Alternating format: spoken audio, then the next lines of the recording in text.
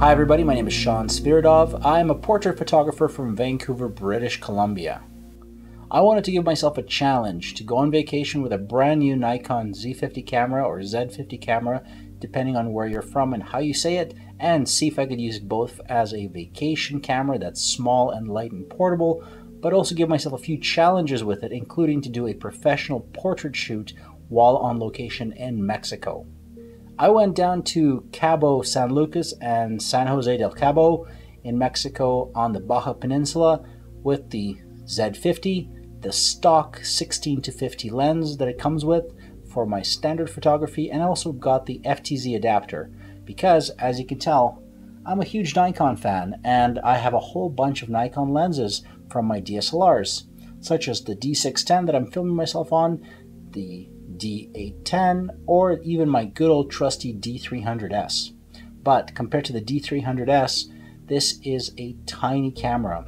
Even compared to the 3000 or 5000 series from Nikon, the Z50 is smaller and lighter. One thing I didn't want to do is I didn't want to bring a lot of stuff with me, so I brought the FTZ adapter and I brought a few lenses. I brought a 50 1.8. I also brought an 85 1.8. Both are very light and very sharp. Along with that, I grabbed my only lens that had some zoom to it, but it was a manual focus Nikon AIS 200mm f4 lens.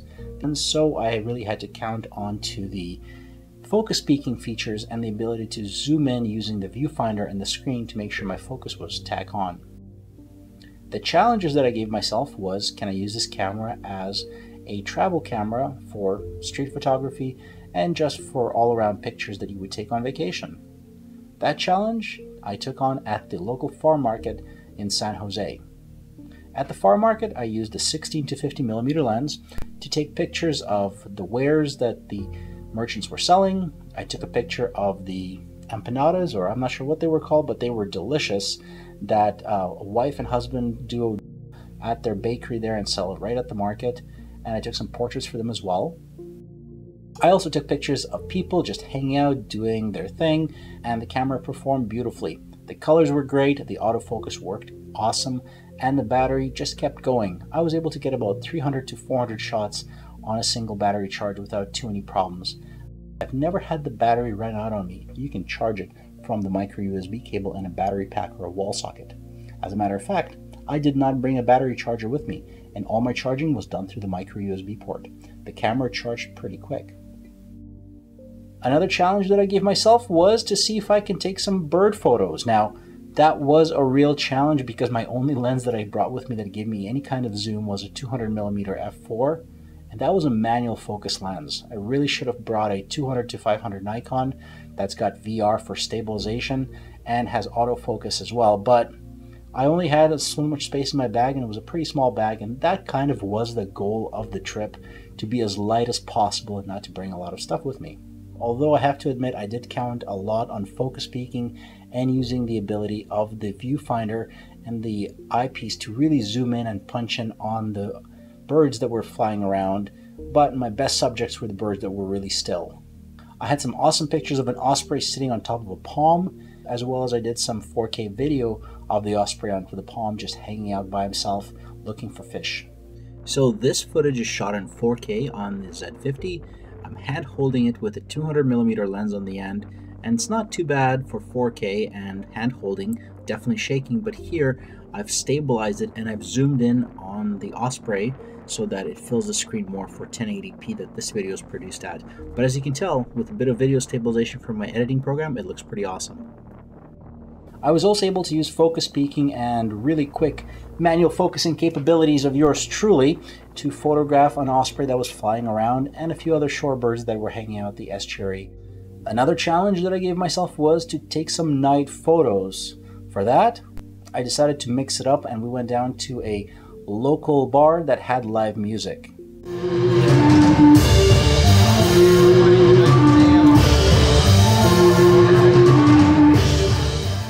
And so here's some 4K footage that I'm hand holding and filming right in front of the stage while the band is playing a tune you might remember. There was a band playing a set, and I was able to take pictures of them using the 16 to 50mm lens, both photos and video, And I was very impressed because the camera was picking up their faces even when they were partially obscured by microphones, and autofocus was working really well. I was able to take the camera to high ISO and the pictures were still looking really great.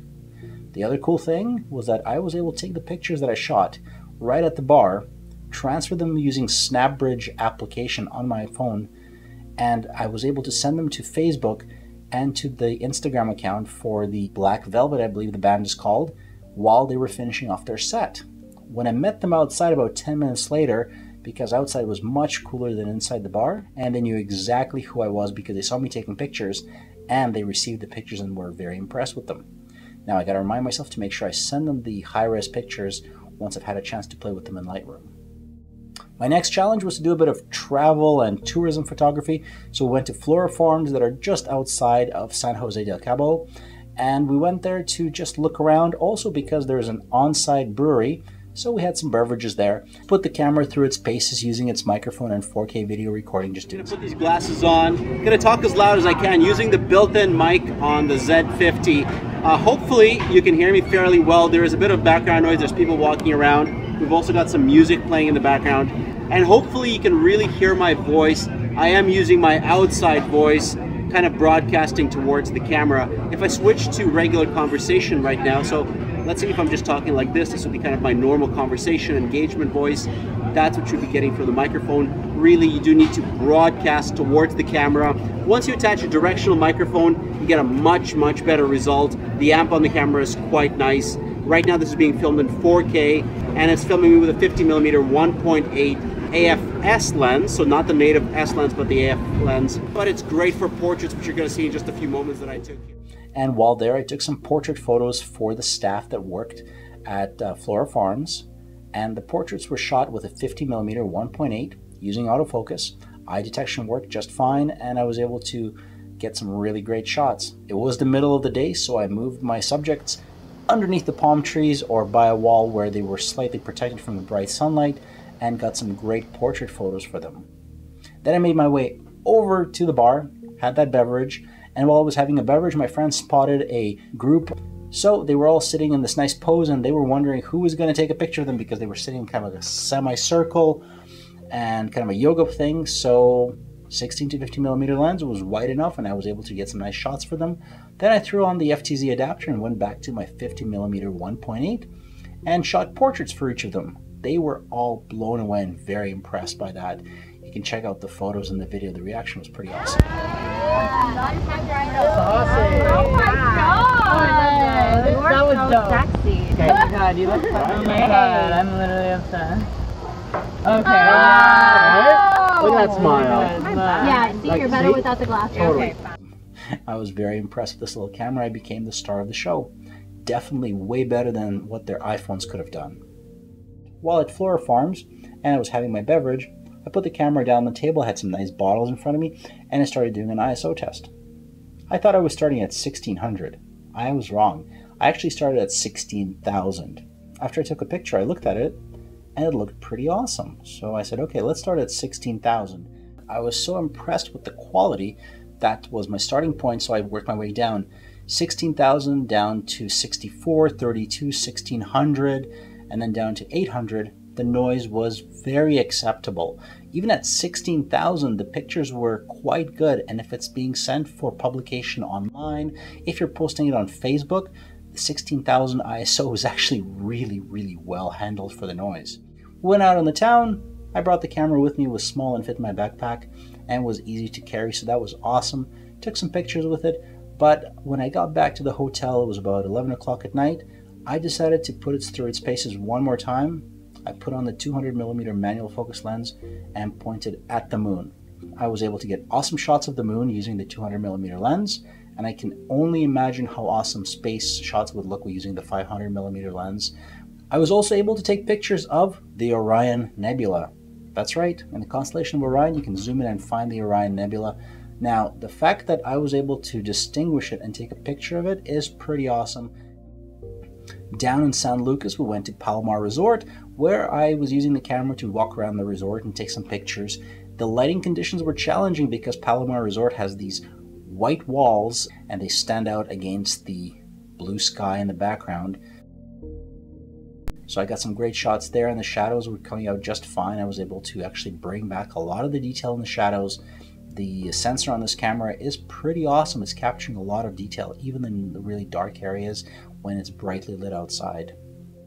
I was also able to do some slow motion video using this camera at 1080p at 5 times slower than 24 frames per second. So this is 1080p at 24 frames per second, and my shutter speed was all over the place here, so it's a bit jerky, but this is the exact same settings except at 120 frames per second at 1080p. It's very crisp, very sharp for slow motion. The only thing that's missing is sound, but you can always record that separately and overlay it. The other impressive thing is actually I'm hand holding this camera and the 16 to 50mm lens as I'm zooming out, and as you can see, it's extremely stable. The camera does not have in-body stabilization like the bigger brothers, the Z6 and the Z7. Well, the Z50 has video stabilization that is done electronically, but also the lens has VR stabilization on the 16 to 50mm lens. So this allowed me to take shots of up to a second long in exposure of the water splashing in the fountain. So that was pretty awesome. I was very impressed by this lens overall because of its quality, sharpness, and its ability to be stabilized. The screen on this camera is pretty awesome. It'll actually flip around backwards, tilts around this way, whoop, and there you have it. You're in vlogging mode. And with the 16 to 50mm lens, you can actually walk around and do some vlogging video. So with the camera blogging features enabled, I'm right now walking through pretty bright sun. It is very stable, very impressed by it. There goes a van with some tourists who are visiting the delta and the marsh here. One thing that threw me off was the battery level on the camera. It is a bit deceptive because you get down to the last third of the battery after about 45-50 minutes of video footage or after a couple of hundred photos, but it keeps going. Yesterday I panicked a bit thinking that I'm going to be out of power, but right now I've been on the last quarter for a good half an hour of video and it still is going, so this is really impressive. Maybe it needs an extra little bar just to show that you're not completely out. That's when it should turn red. Having put this camera now through its paces, my final challenge was, could I use it as a professional portrait camera? My subject was DJ Les Santana, who's a local DJ in San Lucas in Cabo, and she wanted to use these bright colored LED lights that they use in the DJ set. Now, those lights are a little bit hard to control and are very bright, but using the speed lights and the flashes and a couple of other LEDs, I was able to turn out some really awesome looking portraits for her that she can use on her promotion material. Although this camera has a built-in flash that you can pop up, and I used it a couple times for food pictures, I was able to use the Nikon creative lighting system. I'm able to control multiple flashes using one commander flash. I brought 2 flashes with me on the trip. I think they took up most of the space in my bag, as a matter of fact. Much more space in this camera. Sean here, and I'm doing a photo shoot on location in Cabo. What I'm using is I'm using the Z50. I threw on an FTZ adapter, so I've got an 85 1.8, and I'm using the Nikon creative lighting system to give my model a bit of a pop light. Now what's going to happen is it's actually going to drive my SB600 in the softbox here. So I attached an SB700 on top and used an SB600 to act as my remote flash to trigger some portrait photos. The camera focused on point using the 85mm 1.8 lens, using the 50 1.8, and I even took some pictures using the 16 to 50mm lens, which I was very impressed by because the pictures turned out nice and sharp.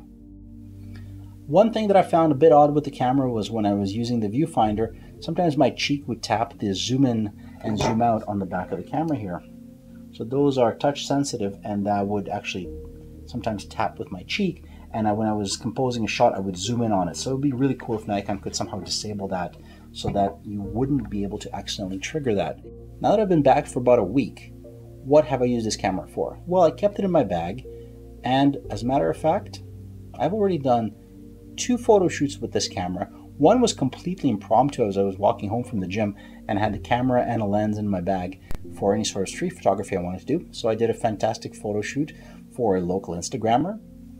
I was heading off to another photo shoot and I had this camera in the bag. On the way there, I was redirected to a fire that was happening. By the way, no one was hurt. there was an apartment that caught fire and there was fire trucks. I think there was about 4 or 5 of them.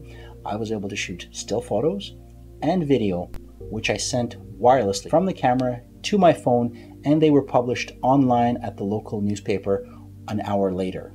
So the Z series is here, the Z6, Z7. That was my choice to go to, but I was kind of sitting on the edge thinking, should I switch to it or not? When the Z50 came out, it was small, it was light, it shot 4K. I said, okay, if it can do portraits, I'm sold. I was already sold, but the fact that I was able to do awesome portraits and the fact that I'm able to carry it in my bag at any time or even in my winter jacket pocket makes it super awesome. Above and beyond that, would this camera be a good solution for somebody who is upgrading? Definitely. If you've got a Nikon 3000, 5000, 7000 series, this camera is smaller and lighter. The fact that you've got live view capability in this camera and that you're using an awesome viewfinder and a flip around screen is great for blogging and vlogging as well. Overall, you're going to a newer technology, better system that is faster and easier to use in my opinion. Once you go mirrorless, it's really hard to go back to a DSLR. With this camera, I can do professional portrait photography. Piece of cake, on the spot, no problems, no questions asked. I'm that confident in it. So great camera. Ask me questions if you have any questions about this camera. I'm learning about it as I go. There's a few little improvements that Nikon will probably address, such as, my face tapping on the zoom in, zoom out button, but all those are really cosmetic. But from the handling, from the features, this camera is a winner in my books, and it's definitely a way to get into the Nikon Z mirrorless system. Thanks for watching. Hopefully you've liked this video. Give it a like, give it a share, and I'll catch you in the next video.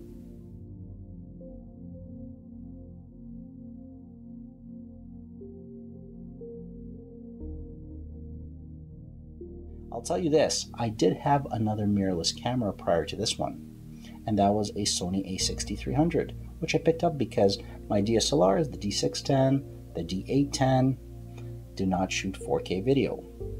Now, I came back from my vacation on Wednesday, and by Sunday, I sold the a6300 at an awesome deal to somebody on Craigslist. Why? Because the interface, the features, and the capability of the Z50 are head and shoulders above that camera. The menu, that's my number one thing, and the feel of the camera is the Nikon feel, and you'll feel really comfortable switching to this camera.